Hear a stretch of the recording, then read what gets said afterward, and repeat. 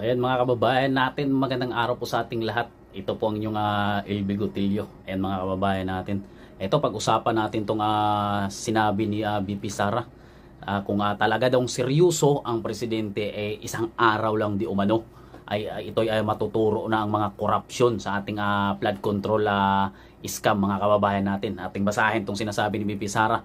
Ayan, kung seryoso lang talaga ang presidente, tapos na yan. Isang araw lang matuturo niya lahat ng may kagagawan ng corruption sa budget. Ayan, ayon po kay VP Sara. Ayan po yung pinaka kanyang sinasabi mga kababayan natin. Ito nga ay hindi naman talaga to usapin lang sa mga senador, congressman. Yung pangulo yung nag-perma ng budget, siya yung nagbibigay ng budget diyan sa flood control. Dapat isa siya dito sa mananagot, di ba? Tapos hugas kamay siya rito ngayon, imbestigahan yung flood control. Abay, dapat ikaw yung nagpa-imbestiga dito kasi galing sa iyo yung pagpipirma ng budget dito, di ba? Ngayon iwas siya sa pusoy dito gusto niyang imbestigahan, siya yung nangunguna. Kung nangunguna ka, sabihin mo na lahat yung mga kontraktor. Tingnan niyo to ngayon si Diskaya mga kababayan natin, di ba? Siyam na construction na nakapasok diyan sa flood control na yan, di ba? At ito, pag-usapan din natin tong pagpasok sa kanyang bahay mga kababayan ng BOC. Kasi tila pinuntahan na ng BOC ang kanilang bahay ni Diskaya. Yan, panoorin natin tong video. True to his word, ito pong si Customs Chief Ariel Nepomuceno sa ating naging panayam nga ay nakapaghain na po ng search warrant sa property po ng mga Diskaya diyan po sa Pasig para doon sa kanyang sinasabing mga mamahaling sasakyan. Nasa linya ngayon si Attorney Jack Casipit. Ayan na po yung mga sasakyan niya, yung mga luxury car niya mga kabayan natin. Napakadami niyan. Kung hindi ako nagkakamali, nung napapanood ko yan noon, nasa mga 40 ata yan. Yung kabuuang sasakyan Hindi ko lang masasabi kung ilan yung luxury car niya. Pero napakadami yan mga kababayan natin. Mayroon nga siyang binili dyan kasi nagugustuhan lang niya yung payong. Di ba? Eto, ni-read na mga kababayan natin. Ang Chief of Staff po ni Commissioner Ariel Nepomuceno dito po ngayon sa lugar kung saan sinisilbi na po ang search warrant para po sa mga sasakyan ng mga Diskaya. Good morning po, Attorney. Magandang umaga po, Sir Ted. Magandang umaga po. Apo, sige po. Can you inform us please? Meron po kayong dalang search warrant po ba ito? Meron ba din po kayo bang seizure and warrant po galing kay Commissioner? At ano po nag-responde ng may-ari po ng building? Go ahead, sir. Actually, magandang umaga po sa inyo, sir. Magandang umaga sa lahat. Kahapon po, nag-apply po kami ng search warrant sa sala po ni Judge Carolina Ecasiano Season. Ito po ay para makatulong sa Senate Blue Ribbon Committee sa pag-uutos ni Commissioner sa pag-guide po ni Presidente Bongbong. Nakapag-apply po kami. Kagabi po, sinerve po. Wala pong kinalaman dyan si Bongbong, mga kabayan natin. Anong kinalaman ni Bongbong dyan? Nagpapasalamat kami kay Senador Rodante Marcolita at sa iba pa dyan na mga senador na medyo maganda naman yung mga sinasabi. Hindi naman kasi kaagad yan makukuha kasi sa kadaming involved dyan mga kababayan natin, di ba? Sa kadaming involved nila dyan na mga sa corruption na yan, hindi kaagad-agad na matutuko yan. Pero naniniwala pa rin ako na balang araw ay mayroon talagang makukulong dyan mga kababayan natin. At isa pa tong Sunwest na to, nagtatago na. Di ba? Nagtatago na po yung Sunwest na yan. Saan na kaya yan ngayon nagtatago? Po namin, dalawang beses po namin tinry i-serve. Isa hong alas 9 ng gabi and isa hong alas 10 ng gabi. Parehas po, we were refused to enter the premises. Yun. So this morning ho, we went again to serve. Hindi naman ho nag-resist ang may-ari ho ng property at hinayagan ho kami pumasok. Currently ho ngayon, nag-iikot ho kami, in-inspection namin yung mga nakaparadang mga sasakyan. Para ho malaman natin if meron nga hong paglabag sa batas, if meron ba hong hindi nabayaran mga buwis. At kung sa kanila ho nakarehistro. Nasa search warrant ho namin is... Guys, napansin nyo, tila wala na dyan yung mga sasakyan, di ba? Tila maliwanag na yung paradahan nyo nung nakalagay dyan, mga high-is na lang ata yun, mga Toyota, ano ba yung mga nandyan na lang, yung mga luxury niya, wala na Tila na saan na kaya napunta? Baka tinakas na to Tinakas na guys. Dalawang sasakyan ho.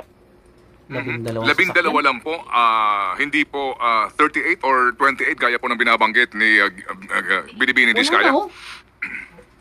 Hindi, based po sa records namin, Sir Ted, 12 lang po yung wala po kaming ma-pull out na records sa Bureau of Customs. So we were banking on those data. We cannot check on other data po na wala naman kaming basis po. So pakiklaro po, attorney.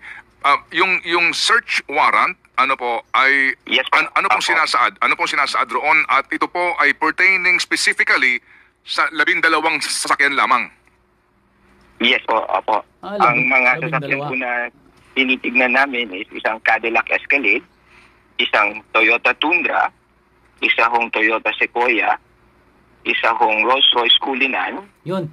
isa pong Mercedes-AMG G63, isang Mercedes-Benz G500, isa hong Toyota Tundra pickup, isa pong LC300 3.3 V6, Lincoln Navigator 2021, Lincoln Navigator 2024, Maserati Levante Modena, and isa pong Bentley Bentayga. Okay. Base po sa mga records po ng Bureau of Customs, ito po yung wala ho kaming nakuhang verification ng import entry. Nako. So meron ho kaming probable cause na baka ho hindi nabayaran ng tama yung mga import duties and taxes. Ayun, opo. Kasi po, ang husgado talaga mahigpit din dyan. Di po ba, attorney, no? Yes, sir. Opo. Kasi, yes po, Sir Ted. Kasi po, sa ating Bill of Rights, alam mo yun, ito ay aking private property. Kung papasok ka dito, yung huwes mahigpit din naman sa pagsiguro, na specific ang hinahanap mo at yung mga sinasabing paglabag sa batas. Para may klaro natin. Okay. Yung bang, yung bang tama, 12, no? Opo. Yung bang Mercedes-Benz Maybach kasama dyan? Hindi po. Okay.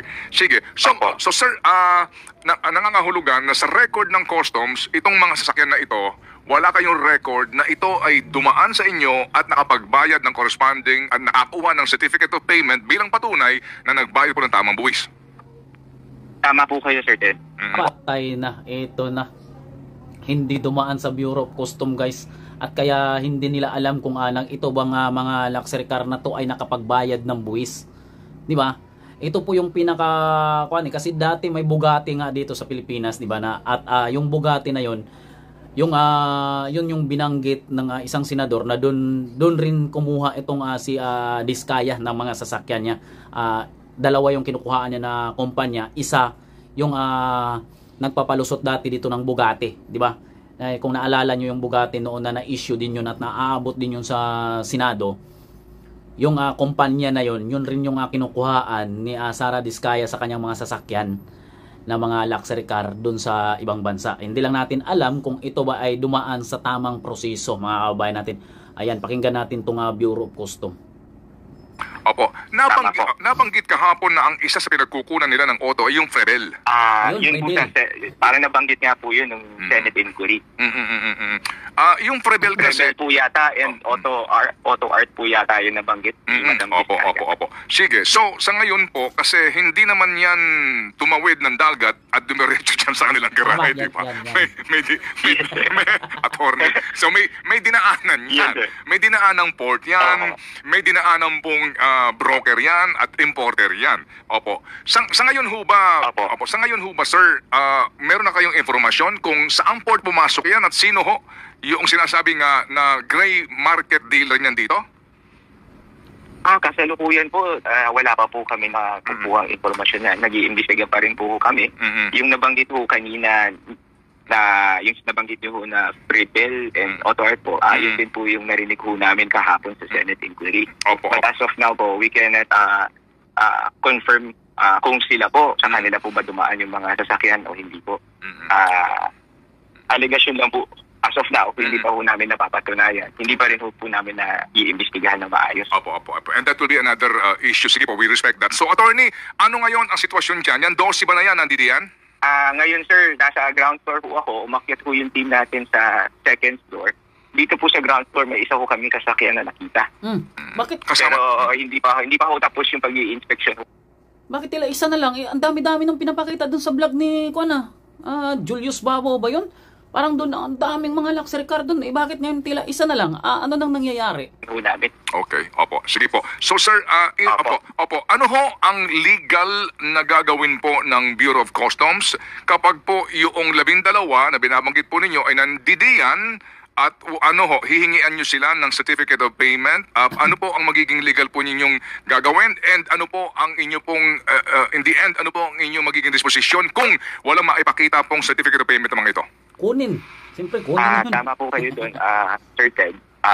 Pag nakita ho namin dito yung mga sasakyan, hihingin ho namin sa kanila yung mga dokumento nila. Kung meron man, na yun ho yung sinumite nila sa Land Transportation Office para ho marehistro, para ho ma-cross-reference natin, ma-verify natin if totoo ho nakapagbayad sila ng tamang fees.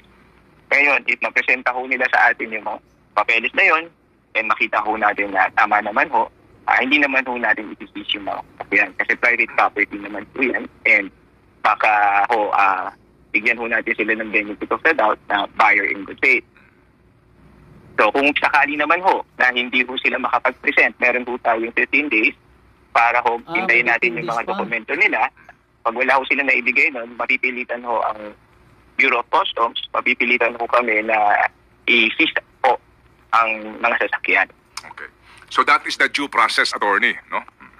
Yes, sir. Opo. Di ba pwede yan i-auction mga kababayan natin? Pwede yan siya i-auction para mababawi po natin yung pera ng para makapagbayad po sila ng maayos at mababawi din po natin yung pera. Pwede yan i-auction Ang alam ko dyan, pwede yan i-auction kagaya ng mga Bugatti noon, ino-auction yun di ba?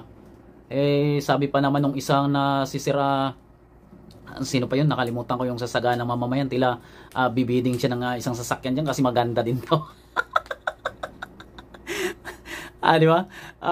Parang nagbibiro yung si Sir na bibiding daw siya diyan ng isa kasi maganda daw At lalong-lalo na daw yung payong Maganda daw kasi yung sasakyan diyan na may payong. Opo, okay. Sige. Bibigyan din natin sila ng due process kasi karapatan ko ng bawat Pilipino naman po yan. Yes, opo. At yan po usually nga ang patakaran, no? Kapag meron kayong mga sasakyan nga po na kine-question. Pero doon sa mga gray market, no? Sa mga may mga display areas na ginagawa dati ho ito ng customs, kinukuha mo na yung auto, dinadala sa BOC, sa port, and then binibigyan ng 15 days yung supposed to be owner may hawak ng sasakyan para mag-present ng proof na bayaran ng tama. In that case, ba, ano ang sitwasyon? Sir, meron po tayong dalawang option pagdating sa ganun po. Pwede ho na magkaroon ho ng undertaking, katulad ho ng mga nangyari doon sa mga nakaraang nasisto ng mga sasakyan, na doon na ho sa sarili nilang property safe keep yung mga sasakyan pero nakaselyo ho natin saka underguard ho yun. Pwede rin naman ho na dalhin ho namin at bitbitin yung mga sasakyan. Depende po sa kung ano po yung mas maganda para dun sa mga pasisiso na property.